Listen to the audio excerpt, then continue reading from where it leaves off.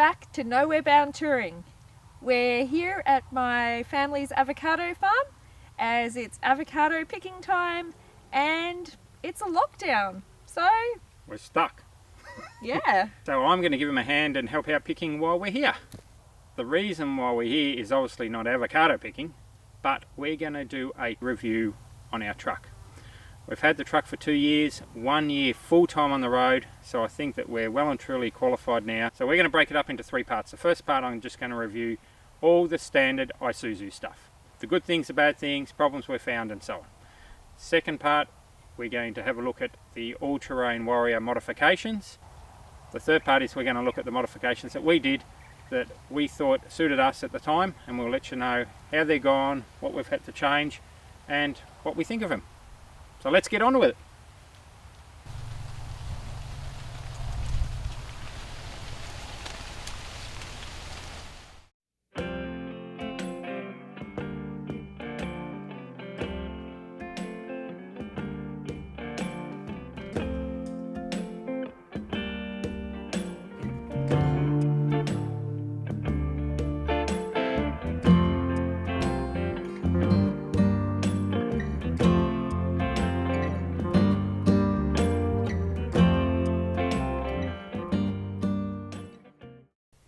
Okay, first thing we're going to look at, and this is in no particular order, so I hope I don't bore you to death. But first thing is the caster and camber on the truck. When the truck comes to Australia standard, it's not really, believe it or not, I don't know why, but it's not really set up for Australia roads with the camber off to the left. So the truck naturally will pull to the left. All Terrain Warrior did a caster and camber correction. I'll show you that in a second when we got it. But I wasn't happy with it. I wasn't really that happy with how the truck handled, so I've changed that a couple times since then, and it's almost good. So it needs a little bit more tweaking, but we're getting there. I'll show you what I mean. For those of you who might not be aware, the caster and camber affects how the vehicle drives and handles on the road. So the camber is how much the wheels tip in from the top when you look at them along the side, and the caster is what they call the kingpin angle. It's the angle of the front axle relevant to, I suppose, vertical if you like, and that affects how it steers and how the truck centres, or they both do. So you should be able to see just under the springs are some caster correction wedges that have been slotted in on top of the axle tube beneath the springs. So I've added an extra wedge to increase the caster on the truck and help it self-center more when you're driving, so it's not so fidgety on the road, and that's helped. The camber correction was done via a shim on the outside of the hub originally, and I found that it was not really right as well. I went to a specialist and it had excessive camber, which promotes wear on the tyres. So we've gone ahead and removed that, and in where the kingpin bearings sit, on the top and on the bottom of the hub, there is bearings.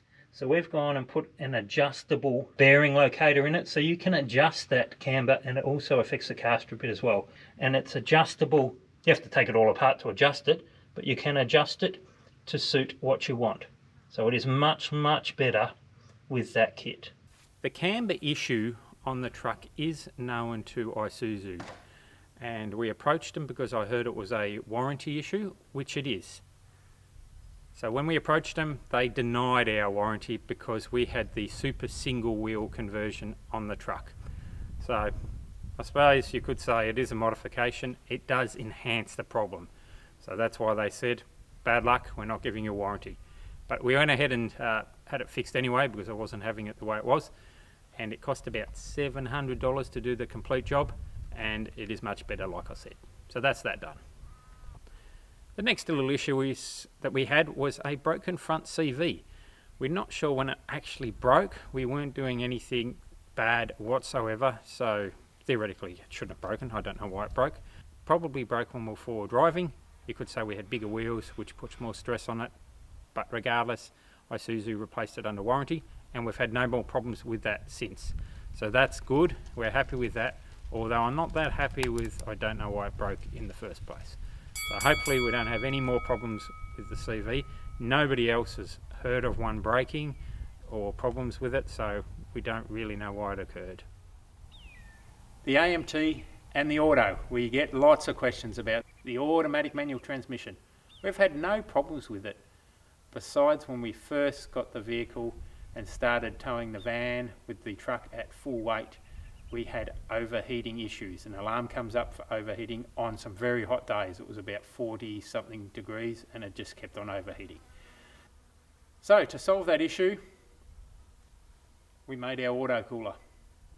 Since we've put that in, the truck does have an auto cooler, by the way, it goes into the radiator, but since we've added our own auto cooler, we've had no problems whatsoever with the auto, and it hasn't overheated once. And we've driven in temperatures up to 49 in the shade with the van, and it still hasn't overheated. So that has solved the overheating problem completely, and we're happy with that. While I'm here, the fuel caps. We have had no end of problems with these fuel caps leaking.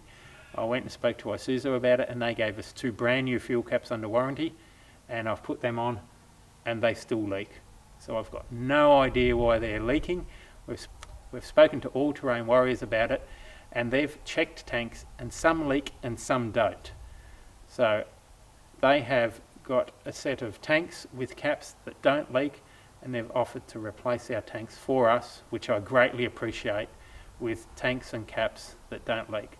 So a big thank you to All Terrain Warriors for that, because I really don't want to be driving around Australia with leaking fuel caps, because that means dirt and water can get into the fuel, more importantly for me, than fuel leaking out.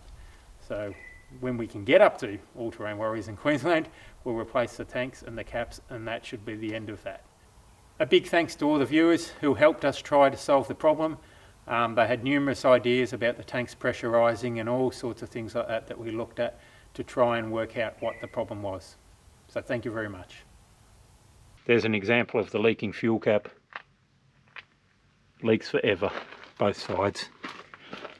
Runs down the tank, drips onto the ground. Another known problem with this Isuzu truck that Isuzu are aware of is the front doors. They're not adjustable. So since they've put larger mirrors on it for Australian regulations, the top of the door flexes and bends in and out in the wind as the wind's on the mirror and so on. And normally with a normal car you'd just adjust the door and that'd be fixed. But unfortunately with the truck, the doors are not adjustable. So to get around the non-adjustable door issue, Isuzu simply give you 4 new bolts per door. These bolts don't have a little shoulder on them to locate the door, so you put them in and you can adjust the door in and out, which solves the problem. So that's a super easy fix and it works just fine. We've had no more wind noise issues since we replaced the bolts. The air intake on the truck. It looks like a snorkel, but it really isn't a snorkel at all. It has got holes all through it like Swiss cheese. So if you intend on doing any water crossings, the minimum thing you need to do is seal up the air intake. I'll show you what I've done and the reasons why, obviously to stop water and dirt. Some people may disagree with some of the things I've done, but that's up to you. First of all, this flexible boot. On the single cab models it's there, and on the dual cab, so if and when you tilt the cab, it comes off obviously the fixed part of the air thing so that it can tilt. It doesn't seal at all around the rim, so I've gone ahead and stuck it all up with Sikaflex and so on, and I'm fairly confident that no water can get in there. At the same time, there's drain holes on this side and around the other side of the air intake that would let water in if you did a deep river crossing. So the seal around the base of the air cleaner here is not waterproof, so I've sealed that up, and I've sealed all the air intake all the way back to the turbo with sealant, just to make 100% sure that there's no possible leaks and water to enter. I always use a high temperature grease around the seal of the airbox just to make 100% sure that no water gets in, And on the bottom of the airbox there is a drain plug. The idea of this is when you are driving along and you take your foot off the accelerator, that the back pressure in the air system will blow out any dirt, water or debris through the bottom of this valve. It's a one-way sort of valve. But as soon as you get any dirt or debris in that valve, it will not seal correctly, and it would allow water in to the airbox. So I always seal that up completely so that there is no valve. The disadvantage with that is if it's pouring rain and you got more of a conventional type snorkel head and water gets in, you will get water in your airbox. So if you have 100 mil of rain and you get 50 mil of water, you know what I mean, in the bottom of your airbox, it could cause, or it will cause, issues. So you do need to be aware of it, and it's something that you need to check if it has rained heavily. So that's what I do. The other suggestion would be is to replace this whole thing with a watertight real snorkel, if you like, which maybe one day we'll look at. The Isuzu standard seats in the truck. We had the driver's side one replaced for a suspension seat when we purchased the truck.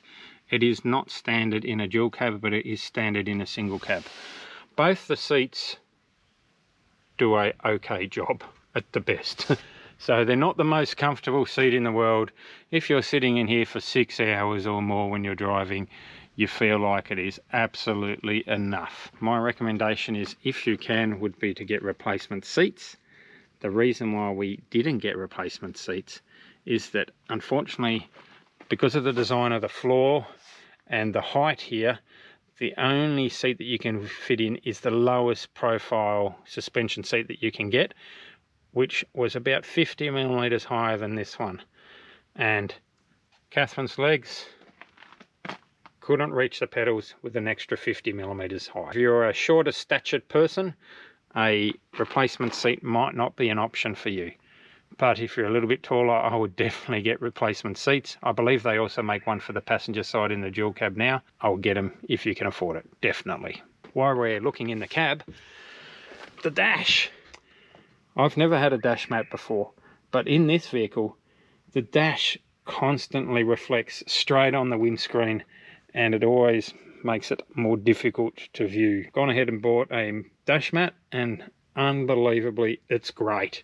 You get no reflection from it at all. It's one of the cheapest and best things that we've found you can do. Good bang for buck. Get a dash mat. Next up, the all-terrain Warrior mods to the truck. Most important one, of course, is the suspension. Am I happy with it? Yep, for sure. Would I have it without it? No way. Standard, these are rough as guts. And you definitely want to get the suspension upgraded if you're looking to have it for an Overland truck.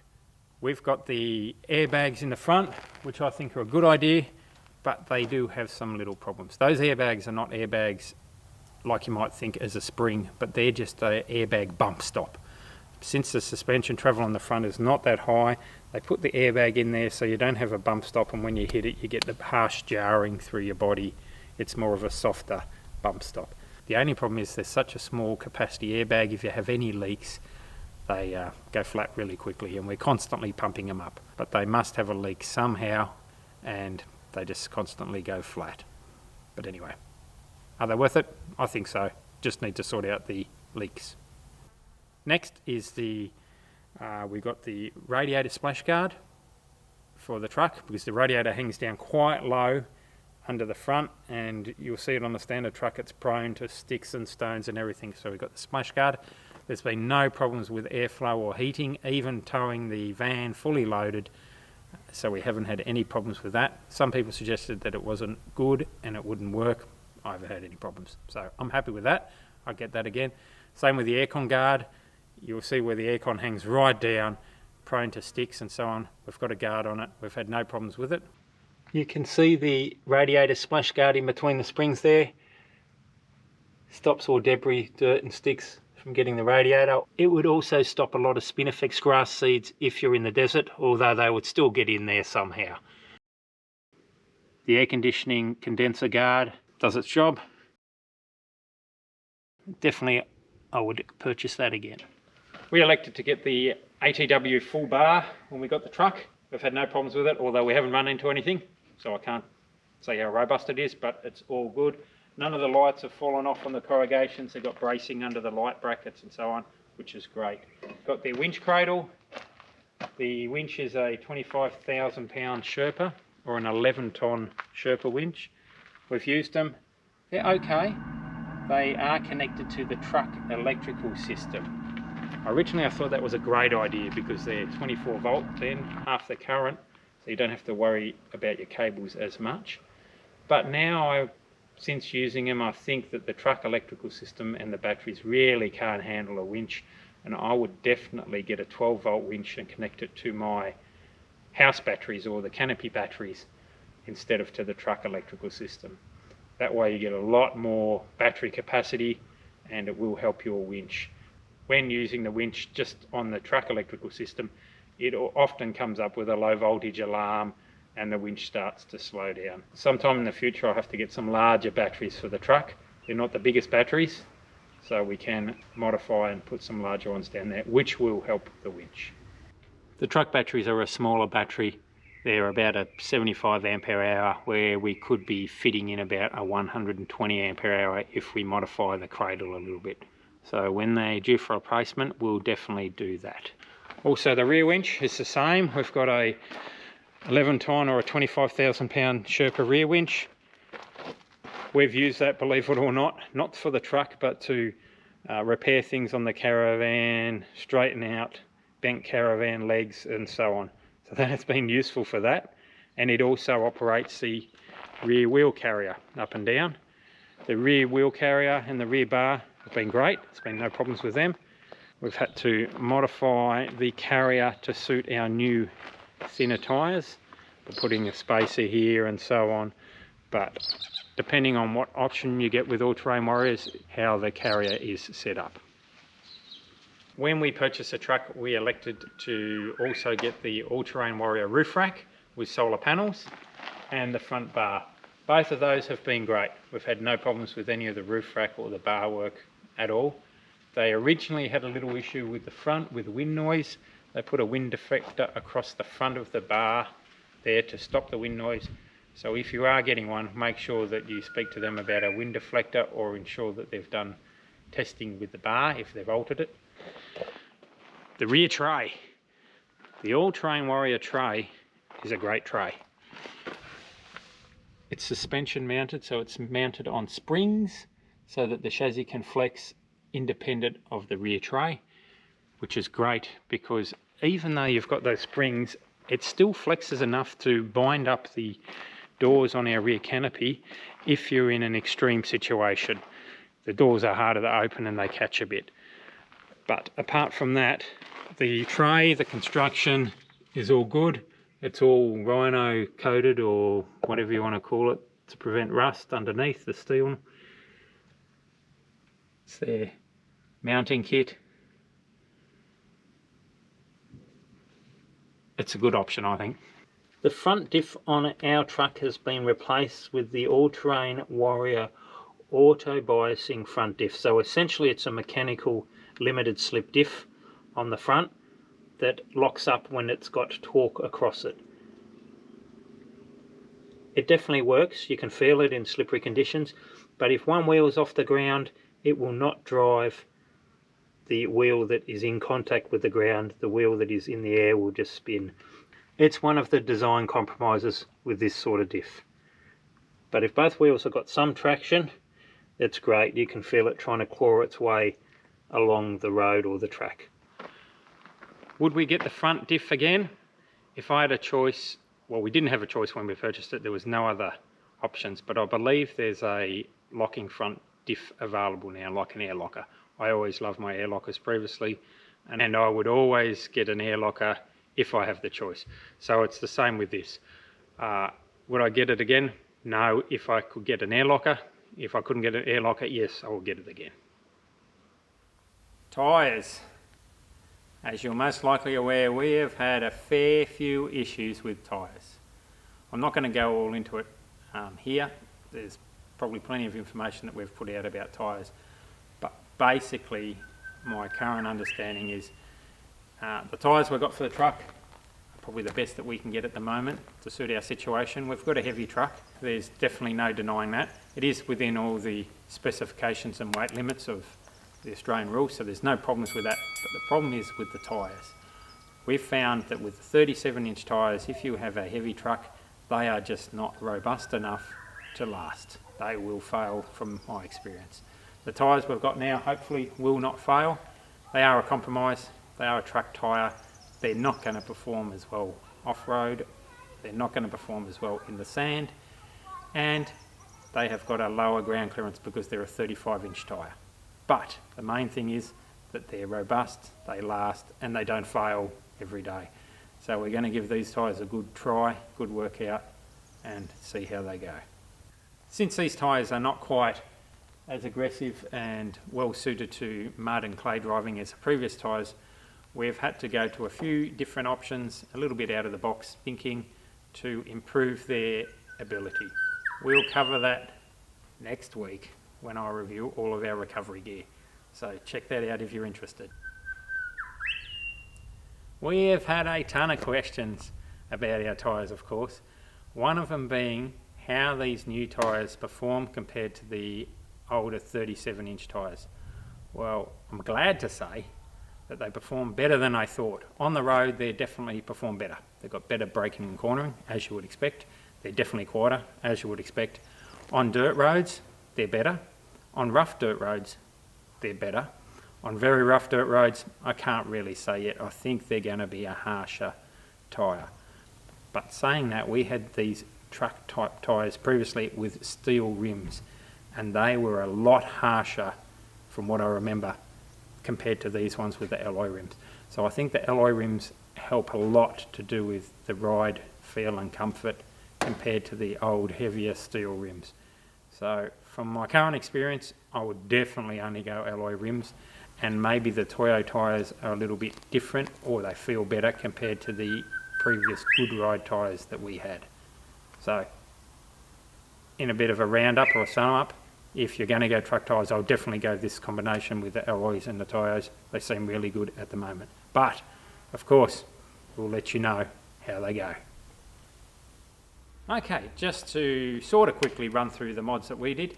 If you're interested in the setup and actual in detail of all the modifications, you'd be best to look at our previous video of the truck setup. I'm just going to touch on the things that are good and bad and how we've gone with it. The canopy. The canopy has been really good. I'm more than happy with it, and I'm sure Catherine is too. It suits our needs to a T. It's great.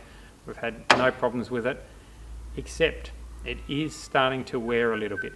Some of the locks on the doors are wearing a little bit. You get some play in the drawers now that we never had, and also the locks on the gull-wing doors themselves. There is rods that go into the front, and they are starting to wear a bit, so there is a little bit of play there. I'm not sure what the solution is for that. Maybe we'll have to put a metal insert into the hole to take out some of that wear. It must be where the door rattles and wears on the pin. It's just wearing away the aluminium slightly. If I did it again, I would probably put some sort of, like I said, a steel insert in there to try and stop the wear. The canopy itself, if we redid it for some reason, I would choose a slightly lighter construction, because we are pushing our top end GVM for the truck, so I would like to reduce weight wherever I could if I did it again. One of those things would be to use lithium batteries instead of lead acid batteries. We currently have 420 AGM lead acid batteries at about 40 kilos each at least. So you're looking at 160 kilos worth of batteries sitting in the back of the truck, where we could replace it with a lithium, and it'll be a third of the weight and half the size, something like that. So we could easily save 100 kilos there or more worth of weight, and I think the lithium would perform better. The main thing would be the recharge. Normally with the lead acid it takes a long time to get them fully recharged, so it will take all day until they're 100% topped up, whereas with the lithium, if you have enough solar and sun, that will be topped up, you know what I mean, by 11 o'clock, like our van battery performs. So that would be my choice if I need to replace it, or when I need to replace them in 6 years time or so. When we initially designed the electrical system and the batteries, I made sure that that battery size and all the equipment was compatible with a lithium setup. I'm simply going to replace those with a similar size lithium setup and alter the controllers to suit the charging requirements, and then we'll have a lithium setup, which will be fine. We have used Enerdrive and Victron controllers for our solar stuff, and they have performed well. There's been no problems with them. The only thing that I would change with our setup and our layout is the fuses for the main fuses. They're tucked way back in the back here, and we have had a couple of those main fuses blow, and they're difficult to replace. I have to pull a fridge out to replace them. I decided to put those fuses there. It was a decision. I thought I wouldn't have to get to them often, so I thought I'd put them up the back out of the way and that would be acceptable. But really, the only time you get to fuses, or you need to get to fuses, is when there's a problem. And of course, when there's a problem, it's either raining, you're stuck in a bog hole, who knows, it's never nice and you never plan for it. So I would definitely move those down to the front with easy access. I might even still do that and rewire it so that I've got good access to those larger fuses down the back. Our water tanks that we've made, 300 litres worth of water, stainless, they're great. We don't have any problems with them. We love them, we fill, we use the tap, hand washing all the time, shower and so on. We always fill the van from these. If we go into town, we'll top up these, come back and fill the van water. So we don't have to take the van to town. If we're camping out of town, we can simply take the truck and bring the water back to the van, which is great. We found that we needed to add insulation to the canopy doors to stop the heat and stop the cold. In winter, when we had the dogs in the back, there would be water condensing and dripping off the doors and the roof everywhere. So we went ahead and just stuck insulation on it, and it's made it a lot better. So where possible, I would fully insulate the roof and the doors on a canopy just to stop condensation and heat. Same with the insulation we put in the truck. We put the same thing under the truck floor to stop heat and noise, and that has worked well. It's just from Clark Rubber, stuck it on. It stopped the noise a fair bit and a lot of the heat. This floor used to get quite hot here because obviously the airflow from the motors all comes past here and it heats up the rear floor. You can see we even did it up the rear wall to help with the sound. The truck steps, we also modified those. They originally came a lot lower, right down to here, and I was particularly concerned if you went in, dropped into a little washout or a hole. You don't have to go in very far before your step will get bent and mugged and so on, which will then probably push it back into the battery or into the fuse box, and then you'd have all sorts of trouble. So what I did was I simply just cut the bottom off, moved it up, re-welded it. It is a larger step, particularly if you have young or elderly people hop in the back. It's a big first step up, but I think it's probably a worthwhile sacrifice compared to getting the steps smashed off and punched through your batteries every time you go into more difficult four-wheel drive areas. So what things would we change with our setup? Like I mentioned, I would have made a slightly lighter canopy or maybe a lighter tray and canopy combination so we had more weight or cargo weight to play with. The air conditioning, we would have air conditioning for our dogs. It's just too hot in the summer. When we were going across the Nullarbor and it was 49 in the shade, it's probably about, let's say, what, 53, 54 degrees in the dog box on the other side, and that is just too hot. Do you know what I mean? It's too hot for animals to travel in Australia in summer unless they've got something else. Unless they're super tough, of course. But anyway, I would suggest having aircon or an aircon environment for any animals that you consider travelling around Australia with, just to reduce that stress off them, because essentially we couldn't travel when it was that hot. We travelled in the morning and stopped, before lunch, just for the dog's sake because it was too hot. So I would look at changing that, either ducting it through into their cage or something like that. The rear steps on the truck, they've been fine. We've tried to change them a few times, modify them and so on, which we have done, welded and so on. They're not quite right. I like the idea. One day I'll change them and modify them a little bit differently and they'll be much better. Same with the stairs up to the tent.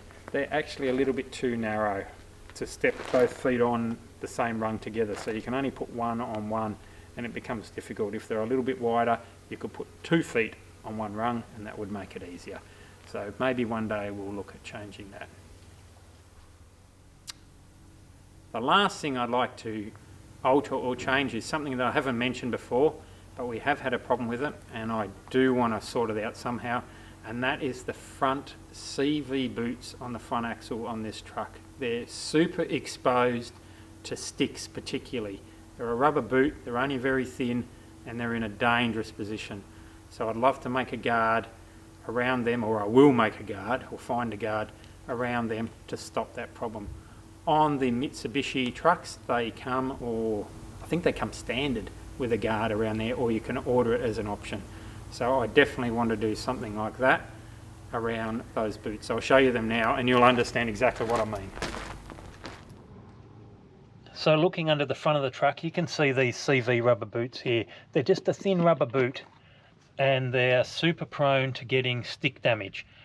But to replace that boot, you have to take the whole hub off every time, including the brakes and everything else, to replace that, which is a real pain. So we've had it happen once. I don't want it to happen again. So I need to make some sort of guard around here just to protect them, because simply drive along and there's a stick poking up, it'll just go through your boot and that's it. You need to pull your whole wheel, hub, bearings, everything off to replace that and then put it all back together. So there goes a day or two of work and money just because they've got no protection. Everything else is great, you know what I mean, with the front end protection, especially with that splash guard, like I said, on the radiator and intercooler there. But those boots are in a terribly exposed location that I don't really think is good enough for an off-road truck. So just as a wrap up about the truck and everything, I'm more than happy with the Isuzu truck as a whole. I think it's a really good truck. I think it's good value for money compared to some other vehicles that you can buy. It's super robust, the drivetrain's good, the body's good. Generally, it's a good thing. There are some things that need to be changed, like some of the things that we went through. Most of them are relatively minor. The major one being suspension. You don't want to buy the truck unless you do a suspension upgrade, if you're going to use it for touring. Would I buy it again? For sure. Would you buy it again, Catherine? Yes, I would. It's a good truck. We like it. It suits our needs perfectly. It is a little bit slower. It is not the most powerful truck that you can get. If you want power, you might as well go and buy a 6 litre F truck and you'll have power on tap. This is not that sort of vehicle, even though I'd like it to be.